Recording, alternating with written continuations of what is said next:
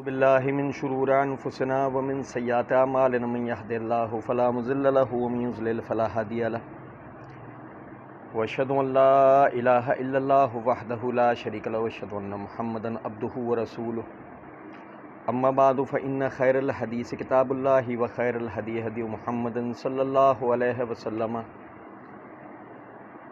وشر الأمور محدثاتها وكل محدثة بدعة وكل بدعة ضلالة وكل ضلالة في النار. أعوذ بالله السميع العليم من الشيطان الرجيم من حمده ونفخه ونفثه. بسم الله الرحمن الرحيم. اللهم صل على محمد وعلى آل محمد كما صليت على إبراهيم وعلى آل إبراهيم إنك حميد مجيد. اللهم بارک علی محمد وعلی آل محمد کما بارکت علی ابراہیم وعلی آل ابراہیم انک حمید مجید. رب اشرح لی صدری ویسر لی امری واحلل عقدۃ من لسانی یفقہوا قولی. رب زدنی علما. ان هؤلاء متبر ما هم فیہ وباطل ما كانوا یعملون. قال اغیر اللہ ابغیکم الہا وہو فضلکم علی العالمین. وَإِذْ أَنْجَيْنَاكُمْ مِنْ آلِ فِرْعَوْنَ يَسُومُونَكُمْ سُوءَ الْعَذَابِ يُقَتِّلُونَ أَبْنَاءَكُمْ وَيَسْتَحْيُونَ نِسَاءَكُمْ وَفِي ذَلِكُمْ بَلَاءٌ مِّن رَّبِّكُمْ عَظِيمٌ. وَوَعَدْنَا مُوسَىٰ 30 لَيْلَةً وَأَتْمَمْنَاهَا بِعَشْرٍ فَتَمَّ مِيقَاتُ رَبِّهِ 40 لَيْلَةً. وقال موسیٰ لأخیہ ہارون اخلفنی فی قومی وصلی ولا تتبع سبیل المفسدین. ولما جاء موسیٰ لمیقاتنا وکلمہ ربہ قال ربی ارنی انظر الیک قال لن ترانی ولکن انظر الی الجبل فإن استقر مکانہ فسوف ترانی. فلما تجلی ربہ للجبل جعلہ دکا وخر موسیٰ صعقا. فلما افاق قال سبحانك تبت اليك وانا اول المؤمنين. قال يا موسى اني اصطفيتك على الناس برسالتي وبكلامي فخذ ما آتيتك وكن من الشاكرين. اللہ تعالیٰ کے فضل و کرم سے آیت نمبر 138 تک ہم نے پچھلے درس میں پڑھا تھا. آیت نمبر 139 سے آیت نمبر 144 تک یا بھائیوں کے سامنے پڑھا ہے. ہم پڑھ رہے تھے کہ جب فرعون اور اس کی جو قوم تھی، اس کی جو فوج تھی، اللہ رب العزت نے اسے نیل میں غرق کر دیا اور بنی اسرائیل وہ پار ہوئے دریا کے. تو ان کا گزر دریا کے کنارے کنارے جاتے ہوئے ایک ایسی قوم پر سے پڑا کہ جنہوں نے ایک بت بنا رکھا تھا اور وہ اس کے آگے اپنی منتیں مرادیں اور حاجتیں رکھ رہے تھے. تو جب انہوں نے یہ دیکھا تو وہ دیکھ کر کہنے لگے یا موسیٰ اجعل لنا الہا کما لہم آلہۃ. اے موسیٰ علیہ السلام ہمارے لیے بھی ایک ایسا الہ مقرر کر دیجئے جیسے ان کے لیے ہے. موسیٰ علیہ السلام نے جواب میں کہا انکم قوم تجہلون، بے شک کہ تم لوگ جاہل لوگ ہو. ان ہؤلاء متبر ما هم فیہ وباطل ما كانوا یعملون. آیت نمبر 138 تک ہم نے پڑھ لیا تھا. اب یہ آگے اللہ رب العزت نے فرمایا ان ہؤلاء متبر ما هم فیہ وباطل ما كانوا یعملون. ان لوگوں نے جو بت بنائے یہ اور یہ سب تباہ ہونے والے ہیں. وباطل ما كانوا یعملون، اور جو کچھ یہ عمل کر رہے ہیں وہ سب عمل ان کا باطل ہو جائے گا. تاریخی اعتبار سے جیسے کہ پچھلی دفعہ بھی میں نے توجہ دلائی تھی کہ وہ سارے وہ قدیم عرب تھے جن کے پاس سے ان کا گزر ہو رہا تھا. امالکہ کی وہ اقوام تھیں کہ جو بت پرست تھے، اور وہ یعنی سواحل کی پوری جو پٹی تھی اس پٹی کے اوپر جو ہے ان کے مندر بنے ہوئے تھے کہ جنہیں دیکھ کر انہوں نے جو ہے وہ موسیٰ علیہ السلام سے یہ بات کی. موسیٰ علیہ السلام نے اللہ کی وحی پا کر جو کہا ان ہؤلاء متبر ما هم فیہ، یہ بت اور یہ سارے کے سارے یہ سب ہلاک ہوں گے. تاریخ گواہ ہے کہ بعد میں یہی مالکہ انہی بنی اسرائیل سے لڑتے ہوئے ہلاک ہوئے. رومیوں نے ان کی جڑیں تک ہلا کر رکھ دیں، سارے ان کے مندر ڈھا دیے، وہ سارے بت توڑ کر یہی جو ہے بحر الکاہل کے سمندر میں بہا دیے، اور جتنے بھی یہ لوگ تھے یہ ہلاک کیے گئے، غلام بنائے گئے. پھر اس سے بڑا نقطہ ہے وَبَاطِلٌ مَا كَانُوا يَعْمَلُونَ، جو کچھ یہ عمل کر رہے ہیں وہ عمل باطل ہے، برباد ہے. وہ جو کر رہے تھے اس کا بطلان تو بالکل واضح ہے کہ وہ کوئی اللہ کی شریعت یعنی کہ اللہ کی طرف سے وحی پا کر یا اللہ کے دین کی پیروی میں تو نہیں کر رہے ہیں. لیکن ہمارے لیے اس میں ایک بڑا نقطہ یہ ہے کہ مشرک کا ہر عمل باطل ہوتا ہے.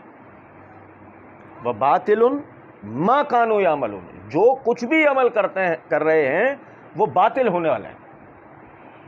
ایک آدمی جس کے عقیدے میں، بھائی وہ کیا کر رہے تھے، ان کے اللہ کے سوا دوسرے الہ تھے نا. اگلی آیت میں آتا اغیر اللہ ابغیکم الہا وہو فضلکم علی العالمین، کہ کیا میں اللہ کے سوا تمہارے لیے کوئی دوسرے الہ تلاش کروں جبکہ اس نے تمہیں تمام جہاں والوں پر فضیلت دی ہے. اور الہ کے معنی ہم نے پڑھے تھے، وہ کہ جس سے آدمی مشکل کشائی یا حاجت روائی کا عقیدہ رکھتا ہے اسے عربی میں الہ کہا جاتا ہے. اب ظاہر ہے کہ جس کو بھی اللہ کے سوا الہ بنایا جائے اور اس کی رضامندی خوشنودی کے لیے اعمال کیے جائیں، یا اس عقیدے کی موجودگی میں اللہ کے لیے عمل کیا جائے، دونوں ہی صورتوں میں شرک کی موجودگی کی وجہ سے اس آدمی کا عمل برباد ہو جاتا ہے. یہ آیت اس بات کی دلیل ہے. اب دیکھیں سورہ یوسف میں اللہ رب العزت نے فرمایا وَمَا يُؤْمِنُ بِاللَّهِ أَكْثَرُهُمْ إِلَّا وَهُمْ مُشْرِكُونَ، اکثر لوگ اللہ پر ایمان لاتے ہیں اس طرح کہ وہ شرک کرتے ہیں. اب اس کا مطلب یہ ہوا، دیکھیں ایک تو ہے کافر، وہ اللہ کو مانتے ہی نہیں. اب کافر یاد رکھیں مذہب پرست بھی ہو سکتا ہے نا، حیرانگی کی بات. یہی وجہ ہے کہ ملحد کو کافر نہیں کہا جاتا، ملحد کو الگ گنا جاتا ہے، کافر کو الگ گنا جاتا ہے. ابو جہل اینڈ کمپنی کو کفار کہا گیا، ملحد نہیں کہا گیا. اب میری بات سمجھیں. لیکن فرعون کو اسلاف امت ملحد کا درجہ دیتے تھے. وجہ کیا تھی اس کی کہ یہ لوگ بت پرستی کرتے تھے، اپنے آپ کو شریعت ابراہیمی پر ہونے کے دعوے دار تھے، اللہ اور اس کے رسول کا منکر تھے. اس اعتبار سے ان کو کافر قرار دیا گیا. لیکن فرعون یہ کہتا تھا میں خدا ہوں، میرا کوئی خدا نہیں ہے. اب میری بات سمجھ رہے ہیں؟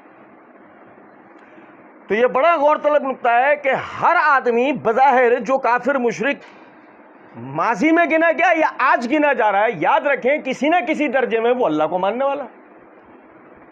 اب اگر مثال کے طور پر ایک آدمی عیسائی ہے، وہی عقیدہ رکھتا ہے 3 خدا ہیں. سنیں، اس سے پوچھا جائے ان تینوں میں سب سے بڑا خدا کون سا ہے، تو وہ کہے گا باپ. کیا کہے گا؟ باپ. اب پوچھا باپ، آسمان کی طرف اشارہ کر دے گا. سلمان فارسی رضی اللہ تعالیٰ عنہ وہ مجوسی مذہب پر تھے نا، سب سے پہلے ابتدا میں اپنے والدین کی طرف سے. تو نبی صلی اللہ علیہ وسلم نے ان سے پوچھا ہے سلمان تمہارے ہاں خدائی کا تصور کیا تھا؟ تو انہوں نے جواب میں کہا کہ حضرت ہم 3 خدا زمین کے اندر، 3 خدا زمین کے اوپر، ایک کو 7 آسمانوں سے اوپر مانتے تھے. اب آئی نہیں سمجھے؟ تو پوچھا کہ سلمان تمہاری ہاں ان میں سب سے افضل کون سا تھا؟ بولے وہ جو 7 آسمانوں کے اوپر. اب اس کا مطلب یہ کہ مجوسی بھی یعنی کہ شرکیہ عقیدہ اس طرح رکھتے تھے کہ سب سے بلند کس کو مانتے تھے؟ سب سے پہلے 7 آسمانوں سے اوپر رکھو. یہ عیسائیوں کا عقیدہ، یہی یہودیوں کا عقیدہ. اچھا ہندوؤں کا دیکھ لو، 3.5 کروڑ ان کے وہ بت ہیں جن کی وہ عبادتیں کرتے ہیں، 3.5 کروڑ. اچھا پوچھیں ان سے کہ ان میں سب سے افضل ترین کون ہے؟ تو وہ کہیں گے پرم آتما. پرم آتما کون ہے؟ وہ جو 7 آسمانوں سے. پرم آتما یعنی جو ان سب کے اوپر حکومت کرتا ہے، جو ان سب کے سب پر حکومت کرتا ہے. اب وہ پرم آتما کے الگ الگ معرفت ہیں، کوئی کسی کو مانتا ہے تو ان میں کوئی کسی کو پرم آتما مانتا ہے، لیکن پرم آتما جو نا وہ سب سے بلند. اس کا مطلب خدائی کا تصور ان کے بھی ہے. یعنی ہر مذہب کا آدمی وہ کسی نہ کسی درجے میں وہ خدا کو وہ مان رہا ہے. وہ بھگوان کہہ کے مانے، وہ گاڈ کہہ کے مانے، وہ کچھ بھی کہہ کر مانے، وہ خدا کو مان رہا ہے. اب لیکن جو غور طلب نقطہ ہے، غور طلب نقطہ یہ ہے کہ آپ سمجھیں اس بات کو کہ اللہ رب العزت نے اس آیت کے اندر فرمایا ان لوگوں کے لیے کہ جو عمالقہ وہ جو سارے تھے وہ خود بھی جو ہے یعنی کہ بت پرستی والے مذہب پر رہتے ہوئے وہ ظاہر خدائی کا تصور بھی رکھتے تھے، اور خدائی کے تصور کے بعد وہ ان لوگوں کو بھی الہ مانتے تھے۔ ابو جہل نے نبی صلی اللہ علیہ وسلم کی دعوت سننے کے بعد کہا اتجعل الہاتنا الہا واحدا ان ھذا الا شیء عجاب، یہ تو نے ہمارے اتنے سارے مشکل کشاؤں حاجت رواؤں کو ایک الہ بنا دیا، یعنی ایک حاجت روا ایک مشکل کشا بنا دیا، یہ تو نے ایک ایسی بات کی ہے جو بہت عجیب بات ہے۔ یعنی کیا مطلب، آج تک ہم نے ایسا عقیدہ کسی سے نہیں سنا کہ ایک ہی مشکل کشا، ایک ہی حاجت روا، ایک ہی اولاد دینے والا، ایک ہی بارش برسانے والا ہوتا ہے۔ یہ عقیدہ ہم نے آج سے پہلے کبھی کسی سے نہیں سنا، یہ حقیقت ہے۔ وہ جتنے بھی لوگوں سے ملا، مثلا وہ یہودیوں سے ملا ہوگا، وہ عیسائیوں سے ملا ہوگا، وہ مجوسیوں سے ملا ہوگا، وہ یعنی کہ دیگر مذاہب کے جن سے بھی وہ ملا ہوگا، انہوں نے سب سے خدا اور خدا کے ساتھ کسی نہ کسی شریک کے عقیدے کو ابو جہل نے سنا، لیکن آج تک کبھی اس نے یہ بات نہیں سنی کہ اللہ اکیلا ہی مددگار اور مشکل کشا اور حاجت روا ہے۔ یہ سب سے پہلے یہ عقیدہ کس نے بیان کیا ان کے سامنے؟ محمد الرسول اللہ صلی اللہ علیہ وسلم۔ اور آپ دیکھیں کہ وَبَاطِلٌ مَا كَانُوا يَعْمَلُونَ توجہ دلاتا ہے کہ اب اگر ایک آدمی کے عقیدے میں شرک موجود ہے، وہ کتنے ہی اچھے اعمال کر لے، اس کے اعمال کے لیے اللہ نے کیا کہہ دیا ہے کہ وہ،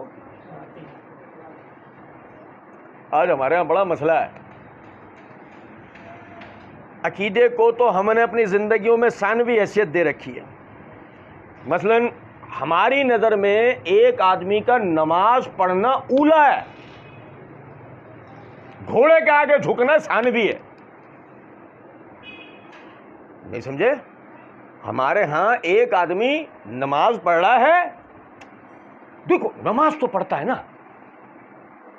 نماز پڑھنا اس کا اولا ہو گیا، گھوڑے کے آگے جھکنا ثانوی ہو گیا۔ اور یہ بات یاد رکھیں، نماز اللہ کے لیے پڑھی اس لیے جاتی ہے کہ نماز پڑھنے والا اس بات کا اظہار کرتا ہے کہ اللہ کے سوا کوئی بھی عبادت کے لائق نہیں ہے۔ گو اگر پھر وہ اس کے بعد کسی اور کے آگے بھی جھک جائے تو کیا فائدہ اس کی نماز کا؟ کیونکہ نماز پڑھ کے تو ثبوت ہی اس نے اس بات کا دینا تھا نا کہ اللہ کے سوا وہ کسی کا نہ قیام کرے گا، نہ رکوع کرے گا، نہ سجدہ کرے گا، نہ جلسہ کرے گا۔ اب سمجھیں کہ بھائی کوئی کہنے والا کہتا ہے کہ بھائی مطلب آپ یہ دیکھیں، انہوں نے نمازیں پڑھی، انہوں نے زکاتیں دیں، انہوں نے قربانیاں کیں، انہوں نے حج کیے، حاجی ابو جہل، اور نہیں سمجھے؟ ابے ابو جہل نے حج نہیں کیا تھا کیا؟ اگر ایک آدمی کے عقیدے میں شرک ہو اور حج کرنے سے اس کا وہ شرک معاف ہو سکتا ہوتا اور یہ حج قبول ہونا ہوتا تو پھر تو ابو جہل کو بھی حاجی بولو نا، حاجی ابو جہل، حاجی ابو لہب، نہیں سمجھے کچھ بات؟ اور اگر سارے عملوں پر اس کے یک قلم پھیر کے اللہ نے سب ختم کر دیا، وَبَاطِلٌ مَا كَانُوا يَعْمَلُونَ،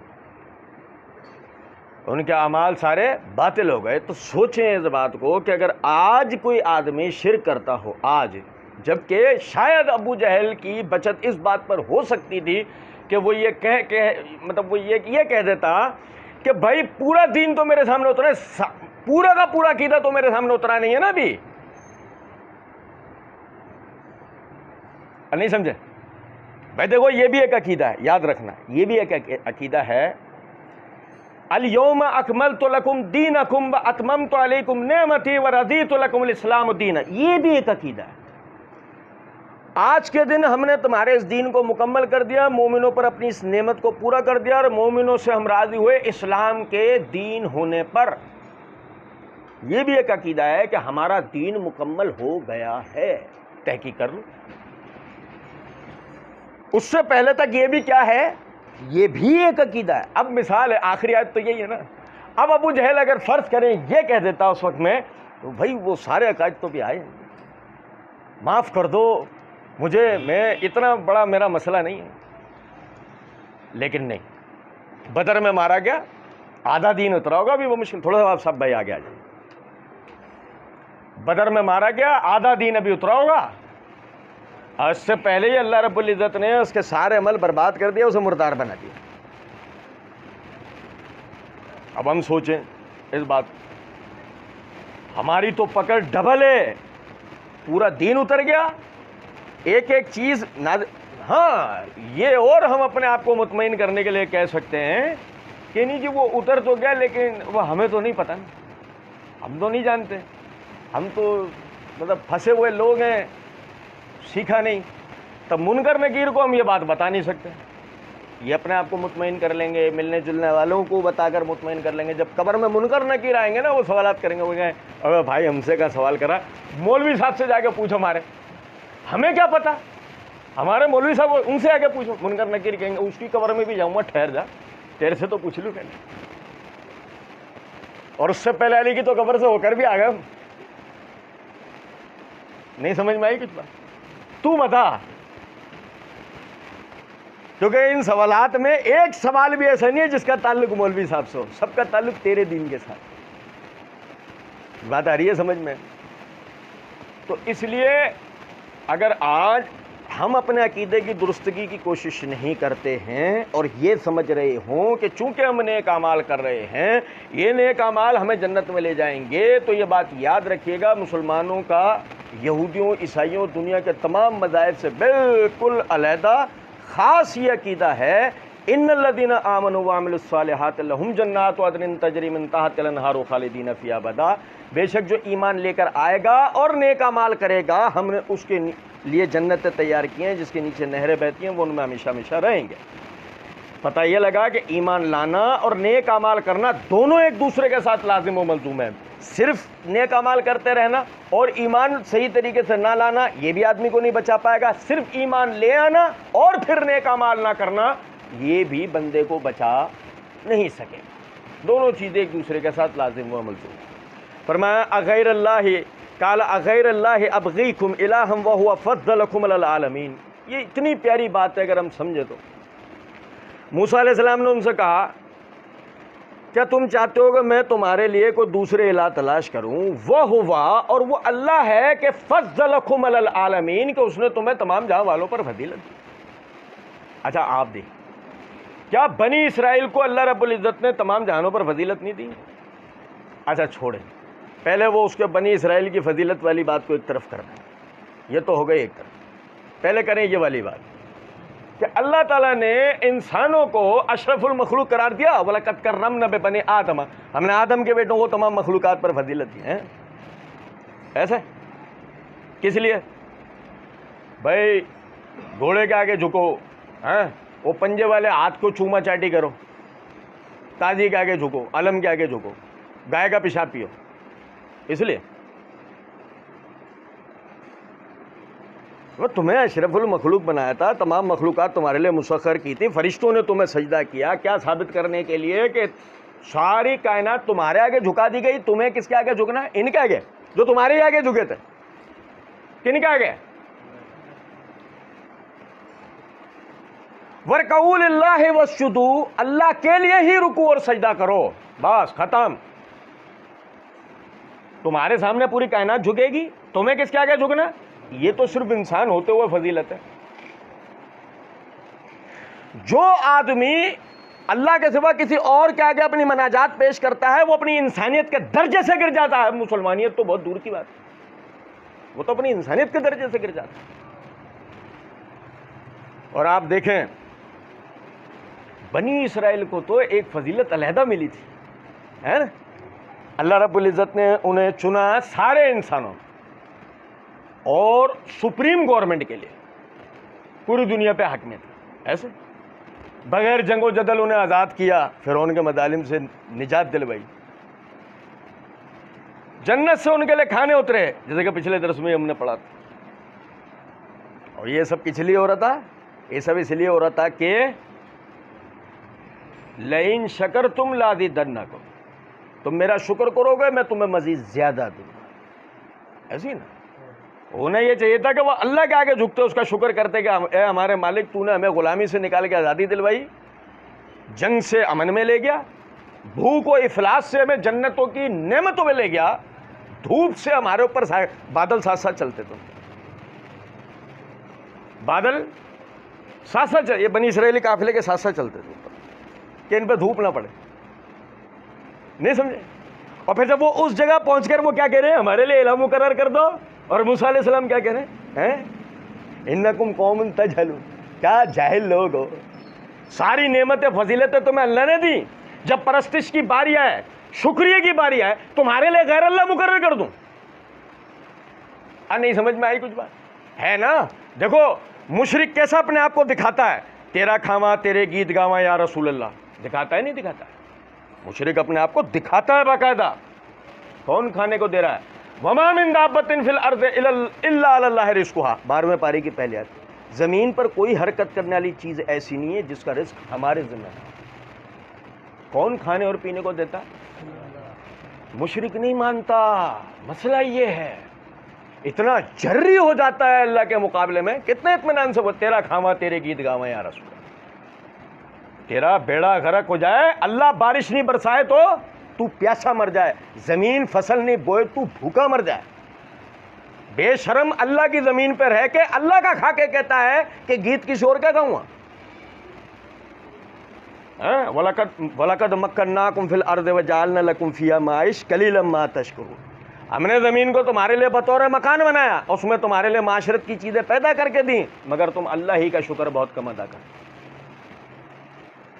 فرمایا وَإِذْ أَنْجَيْنَاكُمْ، اچھا فضیلت کو اللہ ایک اشارہ بھی دے رہا ہے فضیلت پہ. وَإِذْ أَنْجَيْنَاكُمْ مِنْ آلِ فِرْعَوْنَ يَسُومُونَكُمْ سُوءَ الْعَذَابِ. فرعون اپنی عبادت کرواتا تھا؟ ہاں بھائی بتائیے. اچھا میں آپ کو ایک بات بتاؤں، ایک تصور لائیں اپنے دماغ میں کہ آپ ایک پتھر کے بت کے آگے جھک رہے ہیں، چاہے وہ یسوع مسیح کا بت ہے، چاہے ان کی والدہ کا ہے، چاہے موسیٰ علیہ السلام کا ہے، یا ان کے بھائی عزیر علیہ السلام کا ہے، کسی کا بھی ہے. مثال مطلب خیالی بت نہیں، ہم ہنومان کی بات نہیں کر رہے. خیالی کس سے کردار نہیں جن کا کوئی وجود ہی نہیں ہے دنیا میں، نہ تھا نہ ہے نہ ہو سکتا، جن کا حقیقی وجود تھا دنیا میں اور ان کی عبادت کی گئی ہے. صحیح.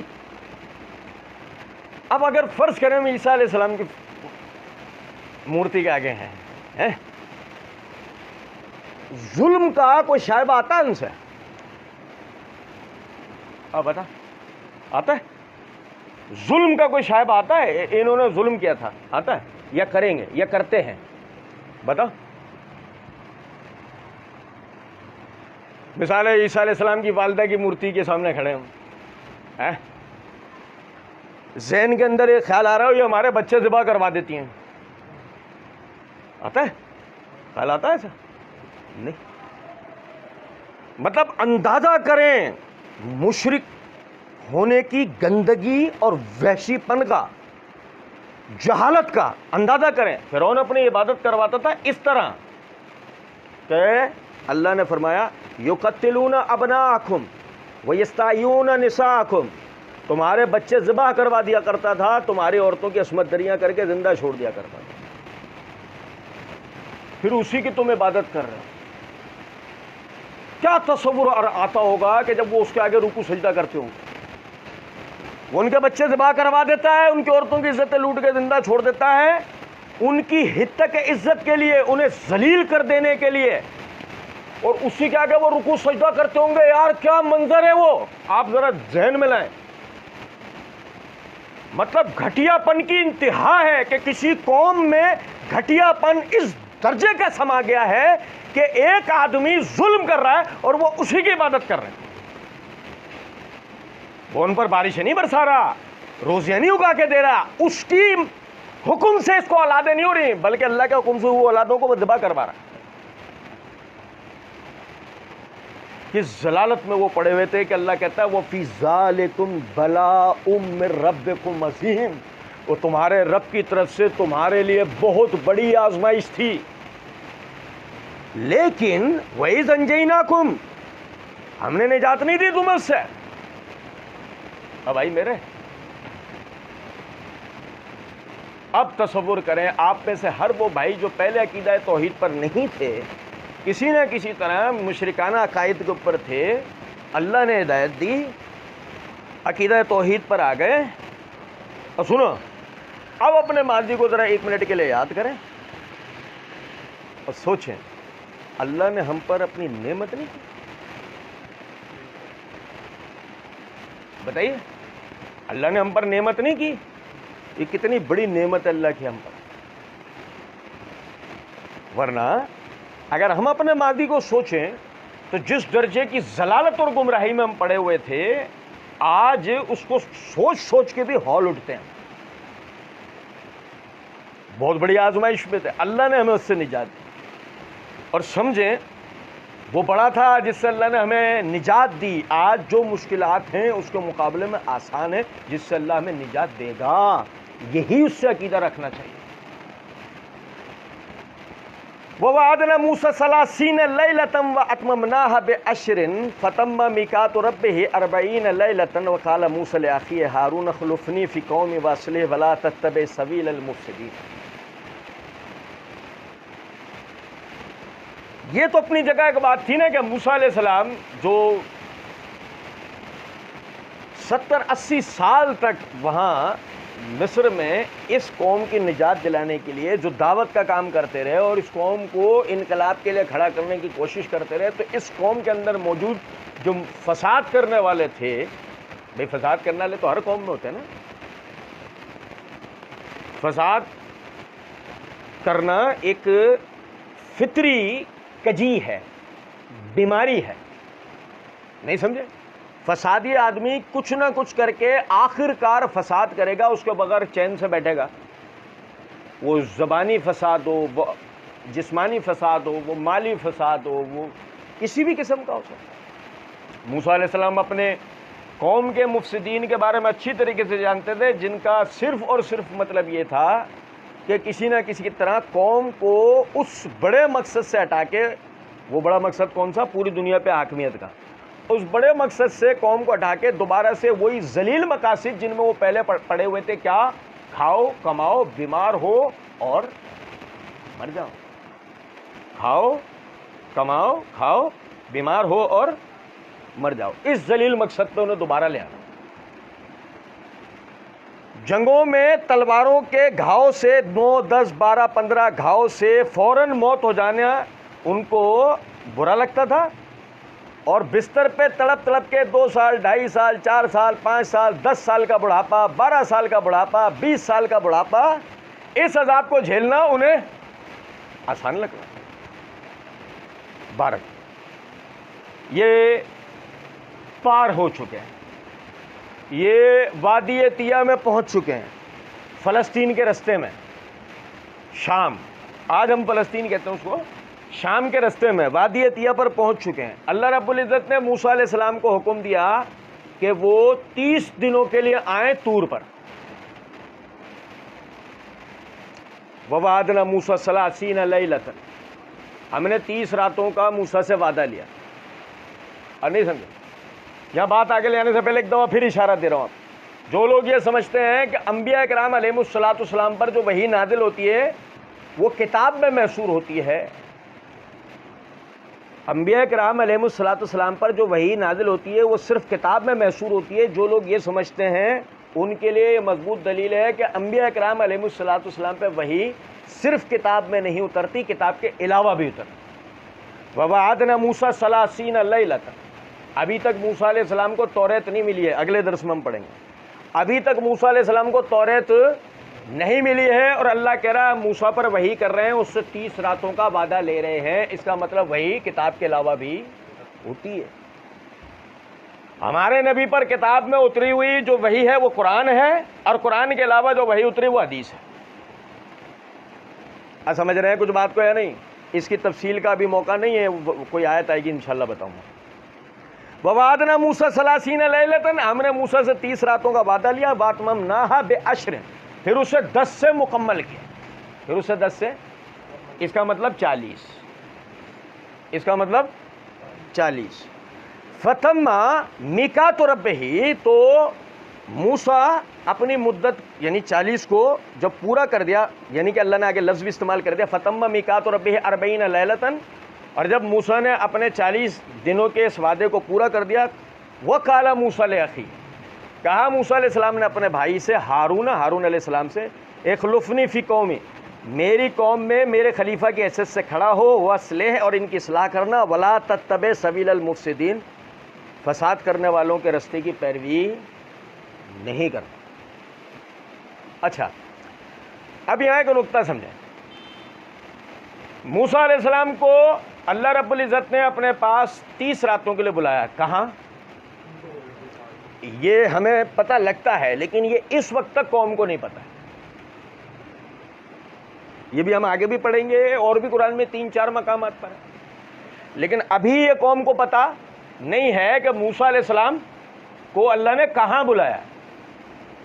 صرف ہارون علیہ السلام کو یہ کہہ کر نکلے ہیں کہ میں 30 دن کے لیے جا رہا ہوں، اللہ نے مجھے بلایا، تو میری نیابت کرے گا، قوم کی اصلاح کرے گا، تربیت کرے گا، مفسدین کے رستے کی پیروی مت کرنا۔ مفسدین صرف ایک کا نام لے رہا ہوں، آپ سمجھ جائیں گے، سامری، پڑھیں گے آگے ذکر آ رہا۔ تو غور طلب نقطہ ہے، وہ چلے گئے، اور وہ جو آ کر بتا رہے ہیں کہ میں کہاں تھا، ابھی آپ نے نام لیا، جھوٹ ہے؟ جھوٹ ہے؟ نہیں ہے، لیکن قوم نے کہا تھا جھوٹ ہے۔ پڑھیں گے، اشارہ یہیں سے اس لیے دیتا ہوا جا رہا ہوں کہ وہاں ذہن سے نہ نکل جائے بات، تو یہیں بات سمجھ میں آ جائے کہ تھوڑا سا آپ بھائی آگے آگے آ جائیں۔ وہ کہا کہ 30 راتوں کے لیے موسیٰ علیہ السلام چلے گئے، قوم کو پتہ نہیں، جب آئے بھائی کہاں تھے، میں طور پہ تھا، یہ کتاب بھی تھی، اس کے احکامات پر مضبوطی کے ساتھ عمل کر۔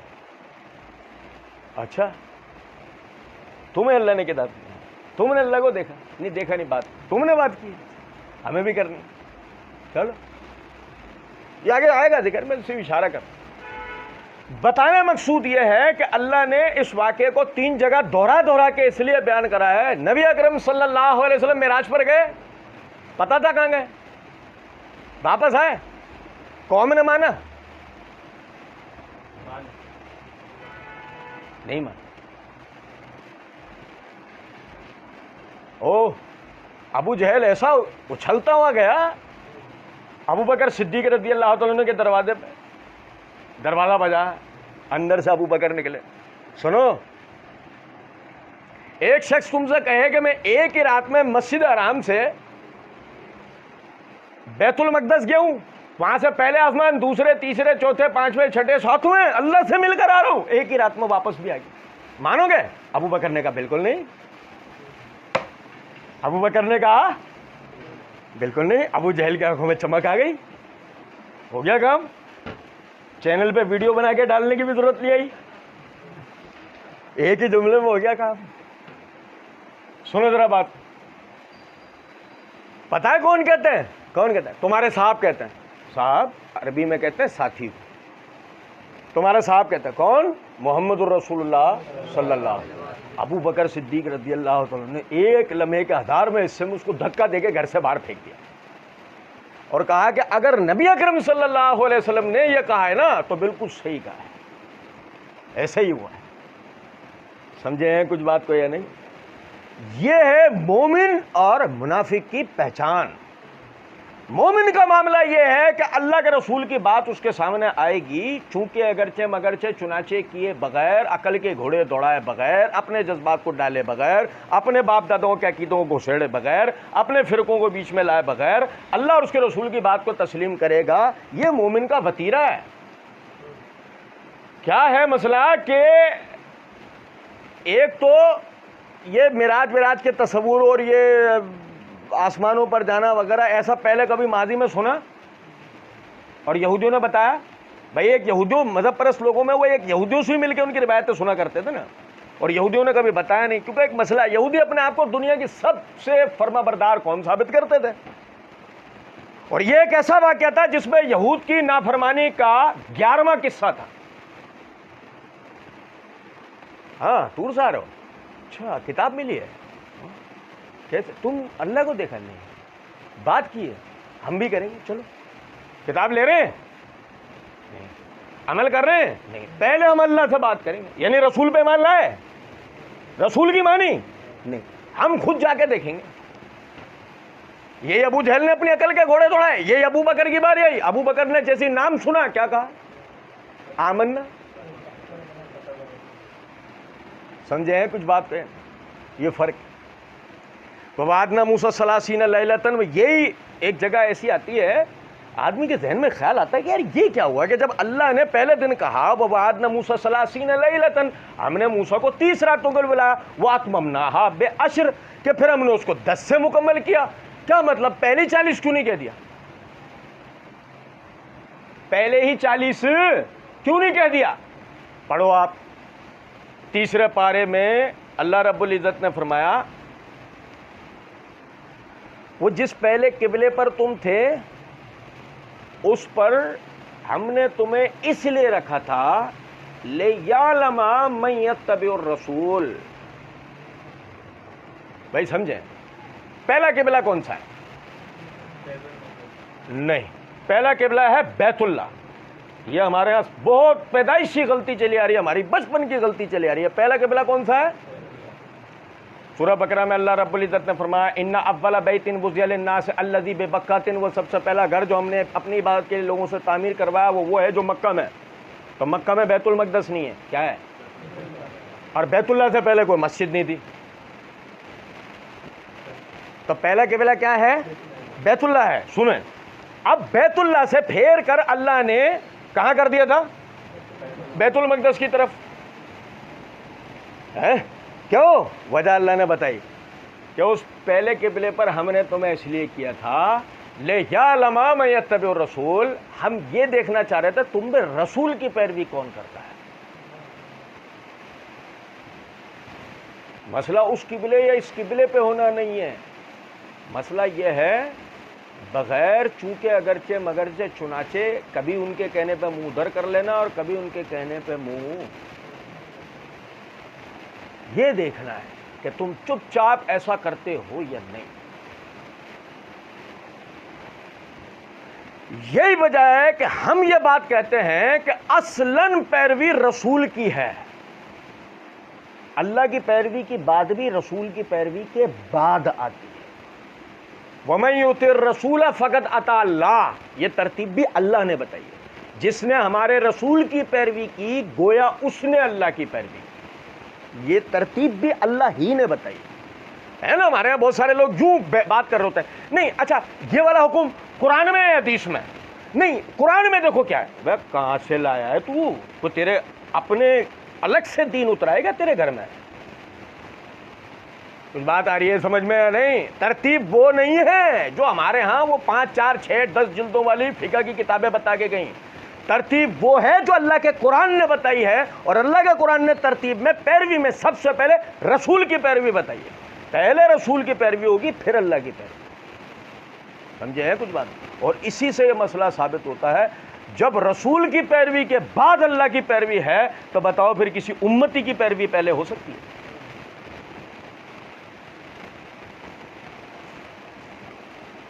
وَوَعَدْنَا مُوسَىٰ 30 لَيْلَةً وَأَتْمَمْنَاهَا بِعَشْرٍ فَتَمَّ مِيقَاتُ رَبِّهِ 40 لَيْلَةً وَقَالَ مُوسَىٰ لِأَخِيهِ هَارُونَ اخْلُفْنِي فِي قَوْمِي.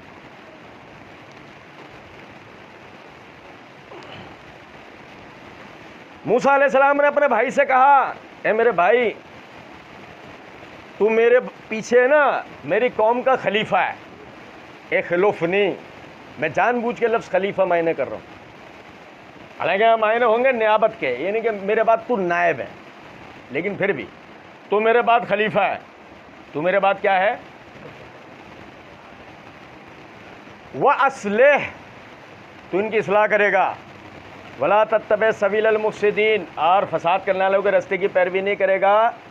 یہ آیت بتاتی ہے کہ موسیٰ علیہ السلام نے ہارون علیہ السلام کو اپنا نائب بنایا. صحیح. خلیفہ کون بنا بعد میں؟ یوشع بن نون. جو یوشع بن نون خلیفہ بنے تو کیا انہوں نے موسیٰ علیہ السلام کے حکم کی مخالفت کی پوری قوم نے کہ ان کو خلیفہ چن لیا؟ نہیں سمجھا. اصل میں میں آپ کو ایک بات بتاؤں، ہمیشہ ایک بات یاد رکھیے گا، آپ کو سب سے پہلے نا کسی بھی چیز کو سمجھنے کے لیے اس کی زبان آنی چاہیے.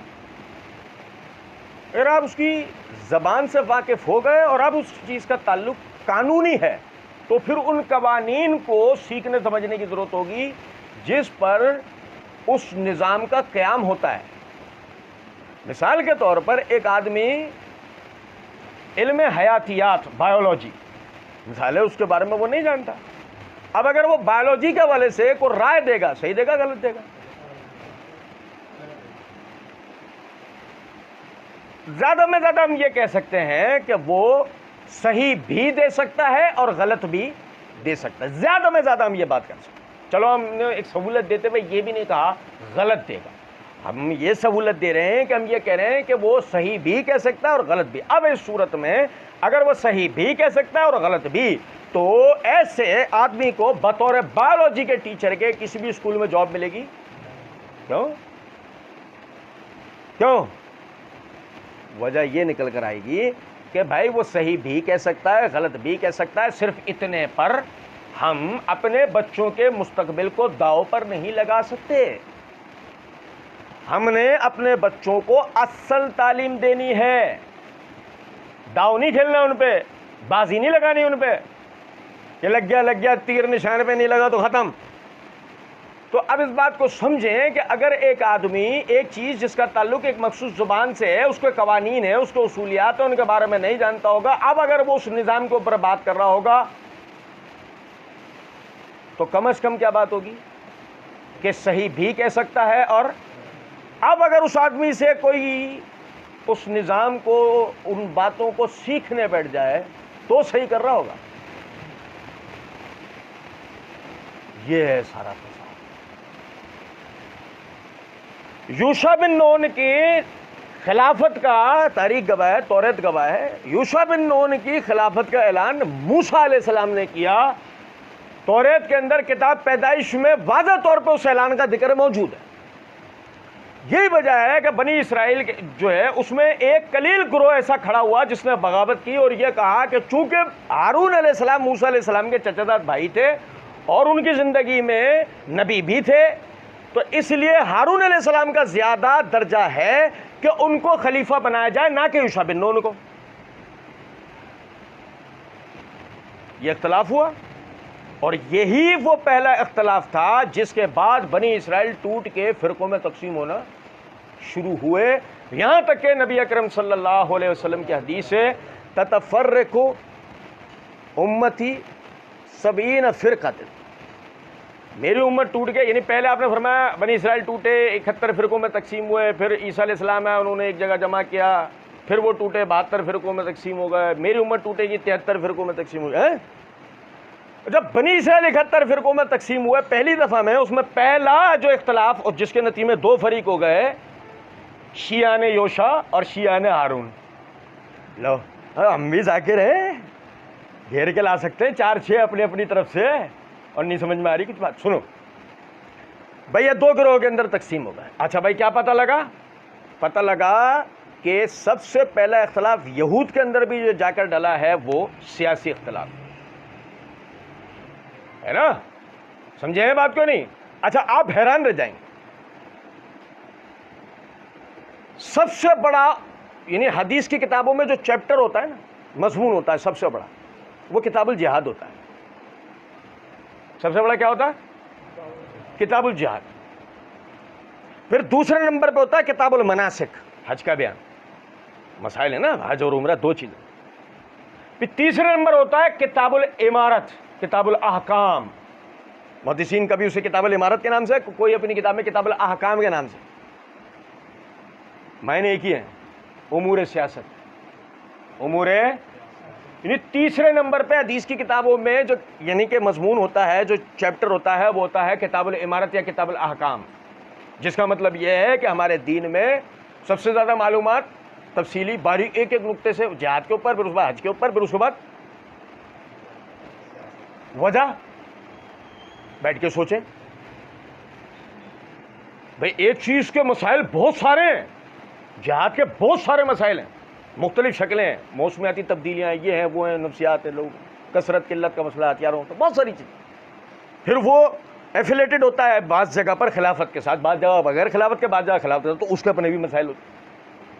مناسک کے اندر حج عمرہ 2 چیزیں، اس لیے وہ صرف کتاب الامارت، کتاب الاحکام وغیرہ کے مسائل۔ تیسرے نمبر پہ اتنے احکام بتائے، کیوں؟ کیا ہم بھی کہیں بنی اسرائیل کی طرح اختلاف کا شکار نہ ہو جائیں۔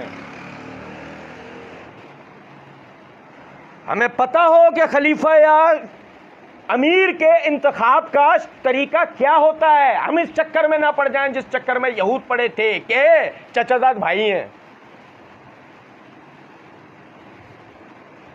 اہل بیت ہیں۔ ہم اس چکر میں نہ پڑ جائیں، ہمیں یہ پتہ ہو کہ خلیفہ چننے کے معاملات شریعت میں کیا ہیں، شریعت کون سی؟ جو اللہ نے اتاری ہے، میرے باپ دادا کا دین نہیں۔ ہم تو یہ مانتا ہے، تمہارے باپ کا دین ہے، تم یہ مانتا ہے؟ سنو ذرا بات، غور طلب نکتہ ہے۔ او بھائی، حمزہ چچا حمزہ زندہ ہوتے تو خلیفہ ہوتے؟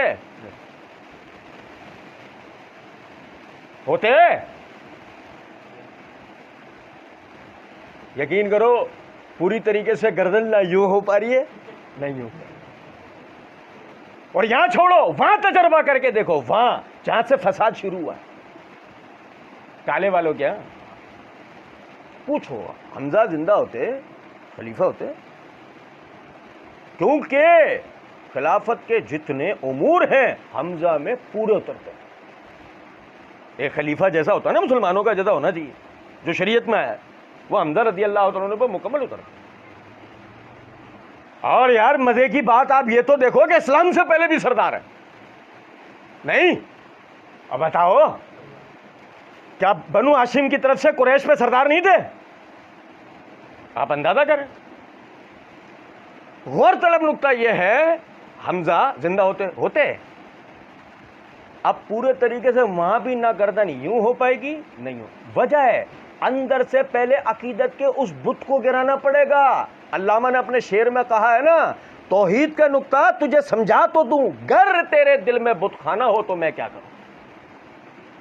وہ اندر ہم نے جو بت بنا رکھے ہیں نا، پہلے ان بتوں کو گرانا ضروری ہوتا ہے، اس سے پہلے بات سمجھ میں آتی۔ ابے خالی ذہن ہو جا، اللہ کے دین کا ماننے والا بن جا۔ ہم جو بتا رہے ہیں ہمارا چھوڑ، تو خود کتاب اٹھا کھول کے پڑھ کے تو دیکھ۔ ابن الجوزی رحمۃ اللہ علیہ الموضوعات من احادیث المرفوعات میں ایک تقابل لائیں۔ تقابل ہے یہود اور میڈ ان ایران میں، اور نہیں سمجھے کچھ تو اس تقابل میں جا اور بہت ساری چیزیں ذکر کی ہیں نا، وہاں پتہ ہے ایک چیز کیا ذکر کی ہے؟ یہود خلافت کے معاملے میں ابنیت کا عقیدہ رکھتے ہوئے یہ کہتے تھے کہ موسیٰ علیہ السلام کے بعد اگر خلافت کسی کو ملے گی تو ہارون علیہ السلام کو، کیونکہ وہ ان کے چچا زاد بھائی ہیں۔ اسی طرح یہ کہتے ہیں کہ اگر ان کے بعد یہ حقدار ہیں تو علی، کیوں؟ کیونکہ اولاً تو وہ ان کے چچا زاد بھائی، اور ان کی طرف سے غزوہ تبوک کے موقع پر مدینے میں ان کا نائب تھے۔ کہتے ہیں کہ آپ اندازہ کریں کہ یہ وہ مقامات ہیں جیسے ان کے درمیان میں باہم مماثلت، اور نبی صلی اللہ علیہ وسلم نے پہلے سے کیا پیشن گوئی کی تھی؟ تم اور بنی اسرائیل ایک انسان کے 2 پیروں کی طرح ہو کہ جو عموماً چھوٹا بڑا نہیں ہوتا، برابر ہوتا۔ اگر ان میں سے کسی نے اپنی ماں کے بل، ان میں سے کسی نے گو کے بل میں گھسنے کی ذلیل حرکت کی ہوگی تو تم پر بھی قیامت اس وقت تک نہیں آئے گی جب تک تم میں سے کوئی یہ ذلیل حرکت نہ کر دے، اور اگر ان میں سے کسی نے اپنی ماں کے ساتھ اعلانیہ زنا کرنے کی کوشش کی ہوگی تو تم پر بھی قیامت اس وقت تک نہیں آئے گی جب تک تم میں سے کوئی یہ ذلیل حرکت نہ کر دے۔ کیا پتہ لگا؟ جو جس طریقے سے ان کے عقائد و نظریات تھے، آہستہ آہستہ وہ اس امت کے اندر بھی آئیں گے، اور اس امت میں دروازہ قبول کرنے والے سب سے پہلے اگر کوئی ہے تو وہ میڈ ان ایران۔ اور یقین کریں موضوع ہوتا تو وہ پورا تقابل بتاتا بھی آپ کو، پورا تقابل۔ ایک آیت میں ایک بات ہے تو اس لیے ایک بتا رہا ہوں، ورنہ پورا تقابل بتاتا جو ابن الجوزی رحمۃ اللہ علیہ نے ذکر کیا، اور آپ حیران رہ جاتے کہ یار واقعی میں یار واقعی۔ آپ سمجھیں، اخلفنی فی قومی واصلہ، اس سے ایک اور نقطہ پتہ لگا، یاد رکھیں اس بات، اسلام نیابت کا قائل ہوتے ہوئے ایک شخص کے فیصلے کی طرف توجہ دلاتا ہے. کس کی طرف؟ کس کی طرف؟ رومیوں کی طرح پارلیمانی نظام نہیں، رومیوں کی طرح پارلیمانی نظام. شراب حرام ہوگی، ہاں بل لے کے جا رہے ہیں سینٹ میں، ہاں ووٹنگ ہوگی سینٹ میں، وہی 33% ووٹ ڈلے شراب کے حق میں، 20% ووٹ ڈلے شراب کے خلاف. جیت کون گئے؟ 33% ڈالے. کیا پتہ لگا؟ علت و حرمت کا معاملہ کہاں سے حل ہو رہا ہے؟ اللہ کے یہاں سے، انسان کر رہے ہیں. کون کر رہے ہیں؟ اب پیو گے نہیں؟ کیوں؟ حرامی سمجھتے ہو؟ ہاں تو اس نظام میں گھسے کیوں؟ حرام بھی مانتے ہو اور حلال کا لائسنس بھی دیتے ہو. حرام بھی مانتے ہو اور حلال کا دینا پڑے گا. 33% کا ووٹ کس کو ڈالا ہے؟ قانونی ہونے کو. وہ تو ہوشیاری ہوتی ہے نا اندر، وہ حلال اور حرام جائز ناجائز کا تو لفظ ہی نہیں لاتے لوگ، لفظ لاتے قانونی اور غیر قانونی کا. سود حرام ہے، سینٹ میں بل لے کے جا رہے ہیں، کیا کریں گے؟ سود کو حرام کروائیں گے. ووٹ ڈالے 72% ووٹ کس کے حق میں ڈلے؟ بھائی آپ کے پاس بینکنگ کے علاوہ کوئی نظام ہی نہیں ہے، تو پھر آپ کو اس نظام کو قبول کرنا پڑے گا. تو سود کو قبول کرنا پڑے گا. جو سینٹ میں جتنے مولوی صاحب تھے چائے پی کے سگنیچر کر کے آ گئے. سگنیچر کس چیز پہ کیے کہ سود قانونی ہے. اور نہیں سمجھو کچھ بات کو. ہوتا یہ کہ وہ بھی جو بنی اسرائیل کا پرانا تصور تھا یا مصریوں کے پرانے تصور کے مطابق اپنی قوم کے سمجھدار 10 12 15 بڈھوں کو اکٹھا کرتے ہیں، بڑوں کو اکٹھا کر کے کہتے ہیں تم سب کے ذمے میں قوم کو چھوڑ کر جا رہا ہوں، قوم کو تم سب سنبھالنا. نہیں، بلکہ ایک اپنے بھائی کو کھڑا کیا، تجھے چھوڑ کے جا رہا ہوں، تیری ذمہ داری ہے، تو میرے بات نیابت کرے گا، تو اصلاح کرے گا. ایک آدمی کے فیصلے کا قائل ہے یہ دین ہمیشہ سے. وہ ایک آدمی آپ بطور خلیفہ لاؤ، وہ ایک آدمی آپ بطور بادشاہ لاؤ. بطور خلیفہ محمد رسول اللہ صلی اللہ علیہ وسلم، بطور بادشاہ سلیمان علیہ السلام. تمہارے اوپر ہے. ایک آدمی آئے گا، ایک آدمی، وہ فیصلہ کرے گا. یہ مسئلہ ہی نہیں ہونا چاہیے یہ کہہ رہا ہے جائز ہے، وہ کہہ رہا ہے ناجائز. سمجھے ہیں کچھ بات کو؟ وَلَا تَتَّبِعْ سَبِيلَ الْمُفْسِدِينَ، اور مفسدین کے راستے کی پیروی نہ کرنا. مفسدین فساد کرنے والے کون؟ صرف ابھی میں نے اشارہ بھی دیا، جیسے مثلا سامری کیا کر رہے ہیں، وہ ایک اشارہ. موسیٰ علیہ السلام، اچھا جادوگر تو تھے ہی نا، جادوگر کچھ نہ کچھ تو کر ہی لیتے ہیں، ڈرامے بازی. تو فرات کے دریائے نیل کے کنارے پہ کھڑے موسیٰ علیہ السلام کو کسی سے بات کرتے ہوئے دیکھ لیا اس نے کہ موسیٰ علیہ السلام کسی سے بات کر رہے ہیں اور ریت پر پیروں کے نشان چھپے ہوئے. موسیٰ علیہ السلام کسی سے بات کر رہے ہیں. اب موسیٰ علیہ السلام تو پلٹ گئے، جس سے بات کر رہے تھے سامنے یہ کچھ تھا، کوئی تھی چیز، یہ ریت کے اوپر ہے نا نشان ہے پیروں کے. وہاں سے مٹی اٹھائی، اس مٹی پہ جادو کیا، قوم کے تمام قوم سے زیورات لیے، پگھلائے، اس کی ایک گائے بنائی، وہ مٹی اس کے منہ میں جھونک دی، وہ جادو کی ہوئی مٹی اس کے منہ میں جھونک دی. اب گائے کے اندر سے آواز آ رہی ہے میں تمہارا الہ ہوں. کیا آواز آ رہی ہے گائے میں سے؟ میں تمہارا. یہی کہا تھا نا قوم نے ہمارے لیے الہ، یہی کہا تھا نا، یہی پڑھا تھا نا بھی ہم نے، ہمارے لیے الہ مقرر کر دو. لج ہو گیا. ہوا کب ہے کہ جب موسیٰ علیہ السلام طور پر ہے، ادھر ہارون علیہ السلام ہے.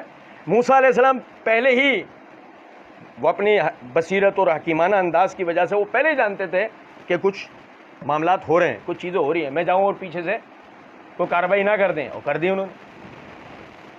تفصیل تو انشاءاللہ ہم پڑھیں گے. صرف بتانا مقصود ہے.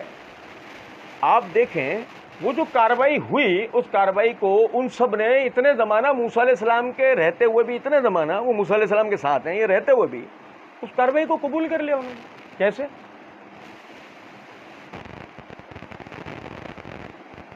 10 20 30 100 200 400 500 600 1000 جتنے 40 42 ہزار وہ افراد تھے، جتنے بھی تھے وہ، اب وہ سارے کے سارے ہی وہ اس گائے کی کرامت کو تسلیم کرتے جا رہے ہیں. ان کے حساب سے تو وہ کرامت ہے نا، ہمارے حساب سے جادو ہے نا. وہ اس کرامت کو قبول کرتے جا رہے ہیں. اور یہ اپنی جگہ ایک بدقسمتی ہے کہ ہمیشہ کچھ بھی کر لیں ہم، آخر کار اس فطرت کے غلام ہیں کہ اکثریت کو دلیل سمجھتے ہیں. اس فطرت کے ہم رسیہ ہیں، غلام ہیں، کہ ہم اکثریت سے ہمیشہ مروب ہو جاتے ہیں. ہمارا کبھی بھی یہ نہیں ہوتا کہ دین اللہ کا ہے، اکثریت کا نہیں ہے. دین اللہ کا. نبی اکرم صلی اللہ علیہ وسلم نے فرمایا قیامت اس وقت تک قائم نہیں ہوگی جب تک دنیا میں ایک شخص بھی اللہ کا نام لینے والا ہو.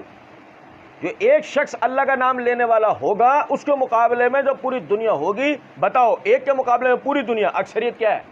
ابے وہ ایک تو کسی گنتی میں نہیں ہے نا. لیکن بتاؤ حق کس کے ساتھ ہوگا اس وقت؟ اس ایک کے ساتھ. شرط اللہ کے دین پر ہونا ہے، نمونہ بننا نہیں ہے. شرط اللہ کے دین پر. ہمارے یہاں بہت سارے ایسے بھی ہو نا، نمونہ بن جاتے ہیں، پھر سب ان کے خلاف کھڑے ہو تو یہ کہتے ہیں نہیں دیکھو اکثریت تو دلیل ہے. ابے تیرے مقابلے میں اکثریت کی بحث تھوڑی ہو رہی ہے. تو نے تو خود کو نمونہ بنایا، ڈرامہ بنایا، جوکر بنایا. تو کہہ رہا ہے کہ تیرے مقابلے میں جو سارے کے سارے کھڑے ہو گئے. جیسے مثال دیتا ہوں آپ کو ایک چھوٹی سی، مرزا قادیانی کے خلاف پوری امت اکٹھی ہو گئی تھی. اب مرزا قادیانی ہمیشہ یہی کہتا ہوا مرے گا میں حق پر ہوں، کیوں؟ میرے خلاف اکثریت ہے